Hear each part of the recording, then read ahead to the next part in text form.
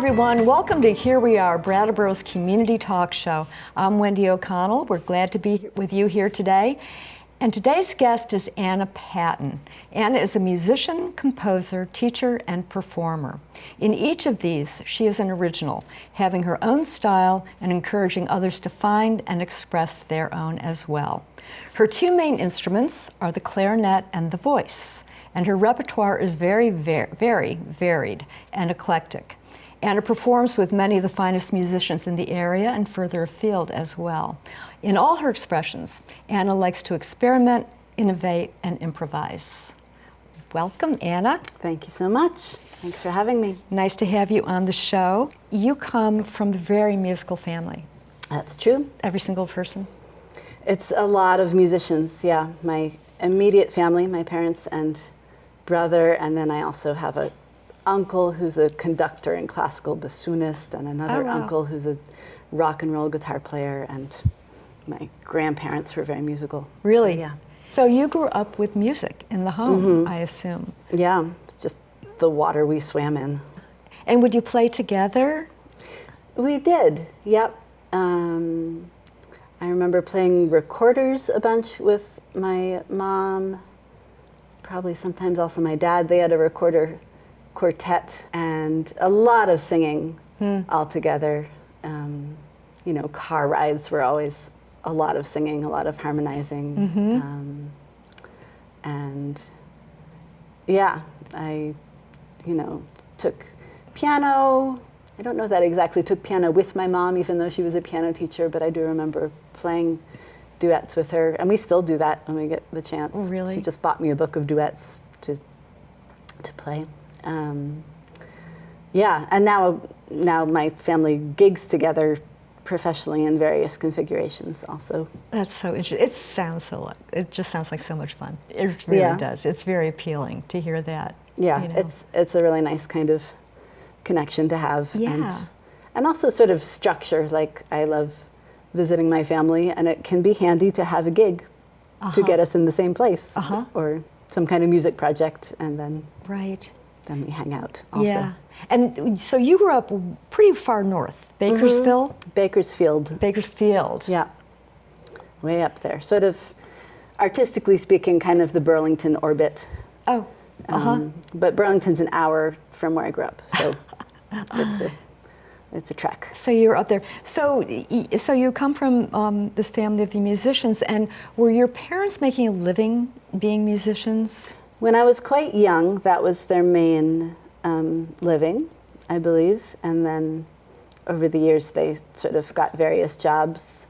They had, they both ended up in the area, I think, to play with the John Castle Band. I don't know if you've ever encountered that. That was a really wonderful band, and also just scene, I think. Like a lot of people coalesced around, I don't know, Fairfield, East Fairfield, that sort of part of the state. One of the things, Anna, that really impressed me about looking at your website, which I encourage folks to do, to check out Anna Patton's website, and that information will be at the end of the show. But there's such a feeling of eclecticism in your music and what you grew up with. Your dad, who could play jazz or bluegrass or Celtic or a million different kinds of things in his career, which he's still doing. And as you said, sometimes you guys all play together. And throughout your whole career, I've been so impressed with the different kinds of music that you've done and that you take hold of. You mentioned this to me the other day, that it was at a pretty early age that you kind of, and I don't know how this occurred, but you really had a feeling for leadership when it came to working with people in the music world. Is that right? Yeah. Well, maybe I had a feeling for it, and also I was just very lucky to have a very demystified experience of leadership. Yeah. Like my mom led some singing groups out of our house, people just coming over and singing in the living room, and there wasn't anybody conducting per se. My mom was kind of leading and making it happen, and I just saw a lot of a very casual version of musical leadership that was successful. And then I did a lot of singing with Village Harmony and Northern Harmony, these groups based in central Vermont. And similarly, like there was a leader, or maybe there were several leaders, but it was, not iron-fisted. It was vernacular styles of music, and the leadership was really just kind of an as-needed little nudge towards syncing up what was happening, but also a lot of just standing back and being part of the ensemble rather than constantly controlling it. One of the things that interests me about that is, I remember my father-in-law saying, he was an academic and he taught writing and English, and he said, you can't teach creative writing, and I know what he meant by that, even though it was a little, right. But I think, so I'd like to know, going along with what you just talked about, how you bring that out in people. Have you found that this is something like a skill that you have acquired over the years? In terms of teaching in ways that allow people to be expressive? Yeah. I think so. I mean, I think partly just bringing that, a lot of people have fairly formal music education. I think really the enviable kids are the ones who join garage bands. I just think all kids should have a garage band. But mostly people do it in school. And so really just bringing that attitude that I was lucky to encounter when I was coming of age, of a fair amount of individual liberty, even when an ensemble is working together, and valuing self-expression, and also just trying to, a lot of it is about trying to navigate people's learned neuroses around perfectionism in music. So I use games a lot, like let's play a music game or a sound making game, and then there's sort of, an opportunity for people to giggle and do weird things that they know aren't music. And so you kind of nudge at that, okay, right now this isn't music boundary, and then you've changed the bar for precision, and then everything else can kind of be music. Well, you did say that that often it's a balance of chaos and flow. Yeah, which is a great line. And flow, and a little bit of precision here and there. Well, having some kind of a structure. Yeah, and it depends what I'm doing. I direct a choir in town, and we talk about precision, but also my ideal isn't a super uniform sound. Like my ideal is, I would like each voice to pop out at some point. That is sort of my dream for how the group will sound. Yes, and I'm assuming also that a big part of this, the underpinnings of this, is creating an atmosphere where people feel relaxed and comfortable in order to be able to express themselves. Yeah. I try for that. I'm not a formal leader, so I just model it. I just mess up when I'm leading rehearsals, and I'm like, oh, look at that. Yeah. I gotta go practice these chords, or whatever it is. Yeah, you do teach, you call ear training, and swing harmony singing.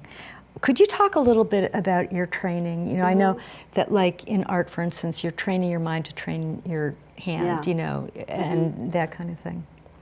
Yeah, it's the category that the academics call oral skills. People don't know what that is, so I tend to say ear training. And I just love it. I find it endlessly fascinating. And a lot of kinds of music, especially ones that involve improvising or learning music by ear. Like I play a lot of fiddle music, even though I play clarinet, play in fiddle music genres. A very key skill is just what you can perceive with your ear, even before you get to whether you have skill on your instrument or whatever. The skill of perception really interests me. And I have worked on it a lot with my own ears. Like I think just from having a musical childhood, fairly good ears, but they've gotten much better, and I have, worked very hard on what I can perceive, and I find it really interesting how that skill can be worked on.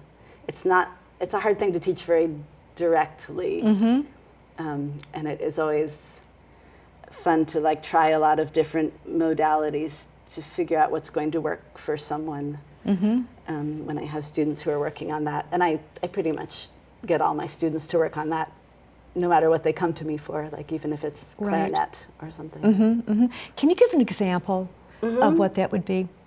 Yeah, well, a lot of it is about harmonic ear training. So it's just like if I go dum da da dum ba ba bum, just can you then pick that out on the piano or sing it back to me?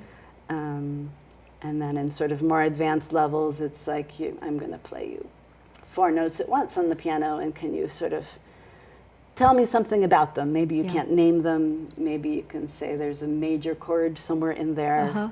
Maybe you can say that's a major chord, except there's a 9 on top. If you're, a jazz person, you might have that language for it. And I do a little bit of this in my choir, just to. I think there is, I hope, a sort of underlying gradual skill building thing for the people who come back semester after semester. And I will sometimes just stop for a minute and just point out, so the sopranos are on this note, and that's not going to feel normal. So when you hit that note, just know that it's not in the chord, and it's going to have this special quality, and we'll just take a minute for that. Yeah, and that a lot of this stuff, I'm imagining that you're rolling in to actually the performance itself. And again, it's sort of that notion of improv, notion of also the fact that you also love jazz. You love different types of music. So I would guess that you are melding and borrowing and collaborating with the different types. Yeah, it's a really key kind of skill for jazz, because of course we all want to have our own improvisatory or creative voice, but also to reference what you want to reference, you kind of have to know what the vocabulary is. Yeah. And if you can get your ear, it's basically stealing. If you can be like, well, I would really like to approach this tune like, I don't know, like Lester Young might have or something. And if you are able to listen to Lester Young and be like, oh, he really loves to go boom, boom, boom, boom at the end of solos. I'm gonna find, oh, okay. Yeah. Just it's a skill for stealing, for borrowing. Yeah, and at the same time, there's no way of getting around the fact that you're going to be putting your own interpretation on it anyway, right? Right. At what point did you get interested in clarinet in particular? I switched to it in the school band context when I was in 8th grade. I think they started me out on French horn. Wow. Yeah, just something they needed. They had one there. That's amazing, right? Yeah, and I got pretty excited about it pretty fast. It just was much more versatile than French horn. And I worked quite hard on the classical clarinet repertoire in high school, and a little bit in college, and I rarely sort of go back fully in that direction, but I still love it. And now I mostly play other styles. But I'm glad I had that working hard period. Right, to get the bones of it and to the get structure. the bones, to get the technique. In general, I'm very bored by technique. I'm very interested in music and pretty uninterested in technique. So it's good that I had my early days of studying hard. Yes, because it's in there now. That's the thing, the things that you learn when you're young tend to stick pretty well. Yeah. There's a lot of stuff in there that is sticking that is totally unnecessary, however. Right, of course. Something that you mentioned, Anna, when we spoke the other day, is that you were homeschooled. And I think that your homeschooling was a little unusual than most people's. Yeah, well, I didn't start till I was a sophomore in high school. So it wasn't that many years of doing it. And I was kind of adjacent to the unschooling movement, which was a big thing at the time.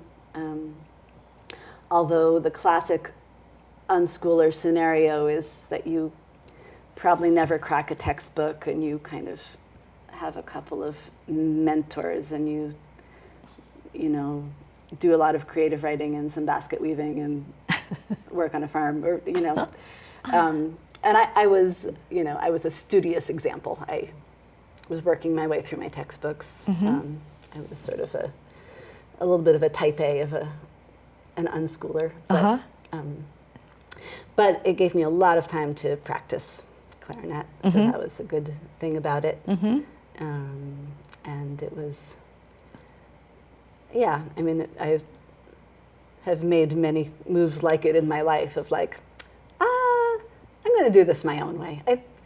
I see what's available, and those have given, you know, your institutions have given me some ideas, and I think I have an idea. I'll just do this myself. You seem to have very clear ideas about where, not necessarily where you wanted to go, but going in a direction that was yours alone.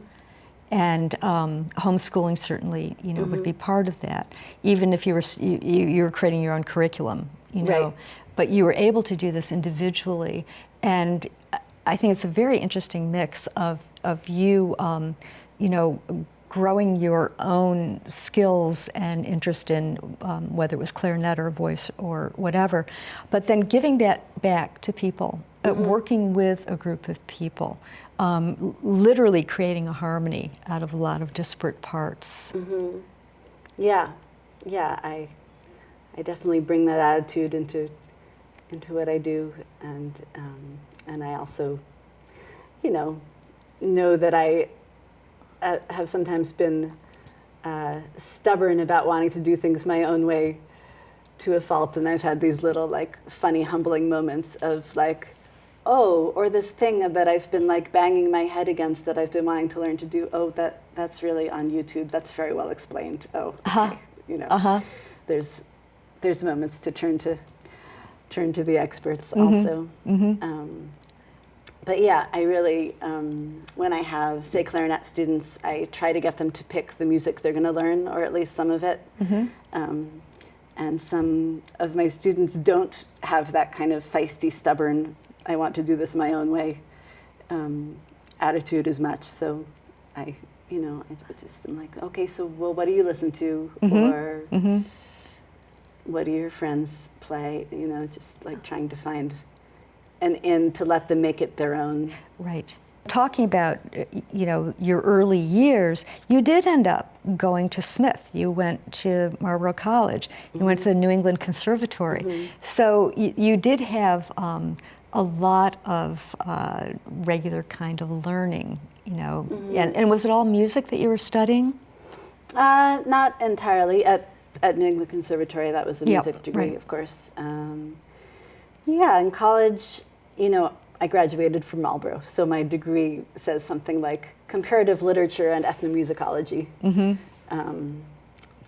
which is a typical Marlborough degree, if you know that world that existed there.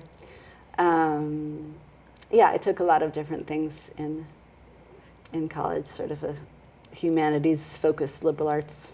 Yeah, you refer to it as being a glorious generalist.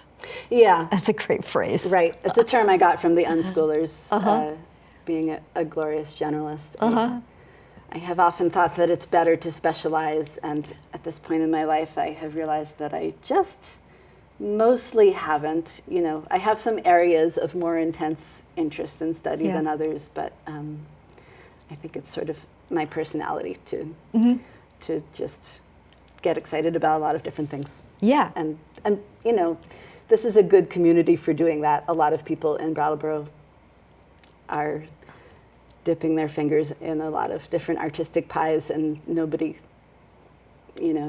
shames anybody for that, I feel like. There are a lot of different things going on in town. I think that this overlaps in all the things that you're doing is questioning the ideas of what's normal. You know, like if it's a jazz number, you know, and we are all used to listening to jazz and having a lot of improv, you know, that's what we kind of expect.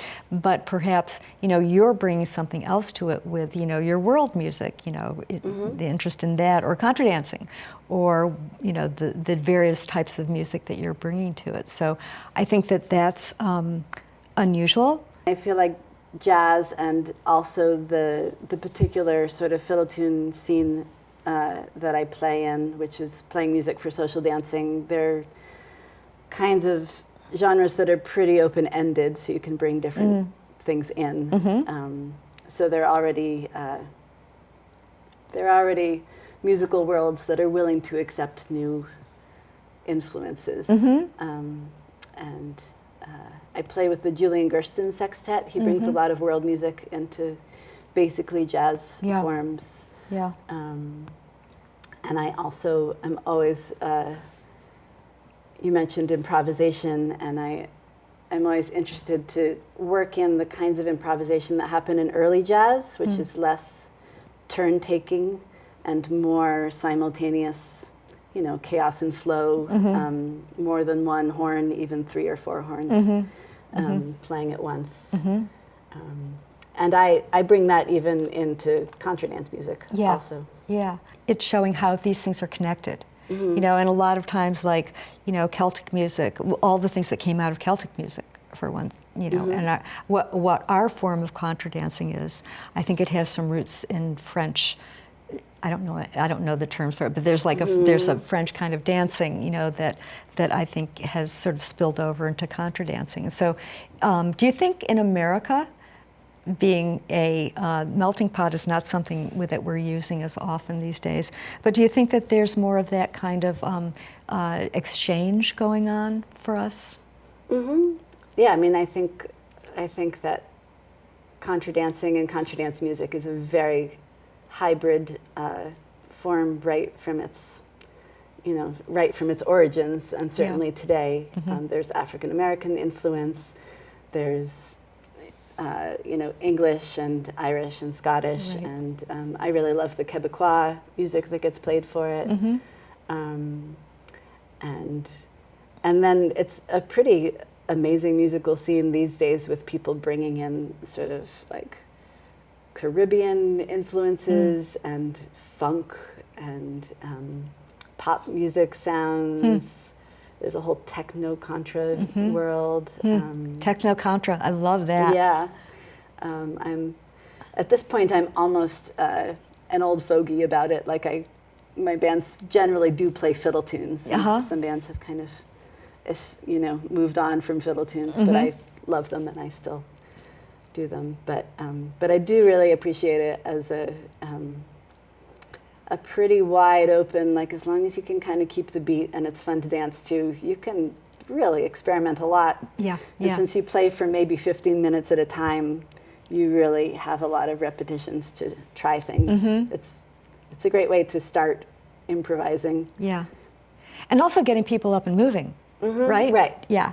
That's another wonderful thing for, you know, to be able to feel that in your body. Functional. A lot of touring in your life. You started really young, in your 20s, I think, touring. Teens even, yeah. Teens, really. And was that with your family? My family hasn't toured per se, but we would perform. But it was really the sort of Village Harmony, Northern Harmony tours. They sort of, I started out by going to some summer camps, so those are kind of more like teen choir things you might sign up for, and then their Northern Harmony is the sort of semi-professional offshoot of that goes on long tours. We would tour for, you know, 4 months out of the year or something. Wow.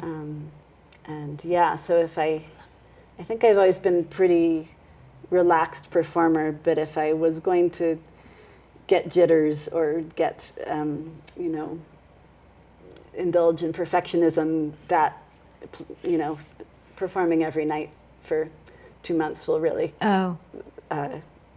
really get you to relax on stage. Well, yes, I was going to say, yeah. You know your stuff. You would get used to it. It's just your life.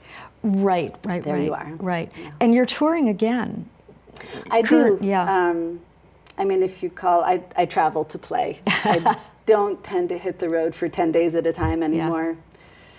You know, there's younger people who want to do that. Yeah. But I'm going to Cincinnati this coming weekend. I was playing a weekend-long festival in Boston last weekend. So Anna, you know, you've got these relationships with the people that you're playing with, if it's choral music with all of your singers. What about performing? What about relationship with the audience for you? I love it. I Do you? really miss it when I don't have a gig for a while. As you can probably guess, I take a pretty informal approach to relating to an audience. And I think people like that and respond to it.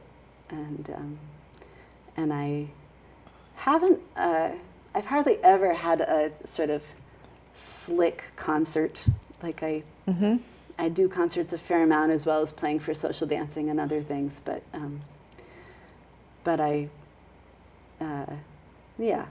it's always been quite informal and just kind of like draw the audience in. They're having this experience with you. Right. I don't tend to play in massive venues. And it's the nature of your music also, I think, you know, to be not only inclusive, but also to be relaxed. Yeah. You know, and you're not, like you say, you're not doing huge venues, so you have that ability. You can make mistakes, just part of it. Yeah. Are you finding different ways of harmonizing? It's kind of a funny question, but I'm wondering about that because I know you're dealing with, for instance, with the voices. You did a great Zoom thing with, I don't know, 20 different people. Yep. And you were kind of directing that to a certain degree. Right. So that was also my choir that's under the umbrella of the Vermont Jazz Center called the Soubrettes. And we kept singing through the pandemic, Zoom rehearsals, and then we did a online performance. Like we had recorded the songs we had learned over that year, and did an event where people could hear what we'd recorded, and there were a few videos that were part of it. Yeah. So that's in terms of technology, that was a different way to harmonize. Yes, very much so. Yeah. Yeah. It was really interesting. I watched it, and it was very interesting because you could see the different people, and then you started being able to pick out their individual voice, you know, and then the whole idea of everybody harmonizing and yet having their own individuality. That's the sound I like. Yeah. I want to be able to hear personalities at the same time Yes. that I'm hearing something that hangs together. And seeing the personalities as well, people who really step up or who really pop out, you know, at the same time they're part of this larger whole. And over the course of these years, you've played with a lot of different people. And even just currently, you're playing with a lot of different people. The Soubrettes, as you mentioned, that are part of the part of the Vermont Jazz Center. Vermont Jazz Center, yeah. And Zara Bodie's Little Big Band, which is a band in and of itself. It's worth experiencing, you guys. Elixir, your dad's Will Patton Ensemble. When I get the chance, When you get a chance, yep. And you've played with Karen Axelrod Yeah, as she's well. a wonderful local musician, and we played together a bunch. Coming up, there's also the Julian Gersten Sextet is worth mentioning. And we have a gig April 12th at 118 Elliott. I believe it's at 8 p.m. And that is exciting. That's one of the bands that just was in the studio.